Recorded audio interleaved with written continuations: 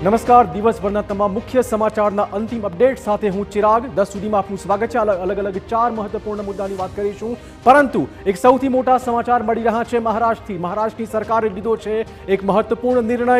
મરાઠી ભાષાને પ્રોત્સાહન આપવા માટે લેવાયો છે નિર્ણય। મરાઠી ભાષા વિશે સીએમ ફડણવીસે લીધો છે મહત્વપૂર્ણ નિર્ણય। આપને કહી દઈએ કે સરકારી અને અર્ધ સરકારી કચેરીઓમાં મરાઠી ભાષા કરાઈ છે હવે ફરજિયાત। નગર નિગમોના કાર્યાલયોમાં પણ મરાઠી ભાષા અનિવાર્ય બનાવાઈ છે। મરાઠી ભાષામાં જ વાતચીત કરવા અને કામકાજ કરવા વિશે લગાવાશે હવે સાઇન બોર્ડ। આપને કહી દઈએ કે મહારાષ્ટ્રમાં મરાઠી ભાષાને વધુ સુદૃઢ બનાવવા અને અસ્તિત્વ ટકાવી રાખવા માટે, મહત્વ વધારવા માટે આ સરકારનો મહત્વપૂર્ણ ફેસલો સામે આવી રહ્યો છે। ત્રીજા વિશ્વ મરાઠી સંમેલનમાં દેવેન્દ્ર ફડણવીસે જાહેરાત કરી હતી કે મરાઠી સાહિત્યને ડિજિટલ સ્વરૂપમાં ફેરવવામાં આવે।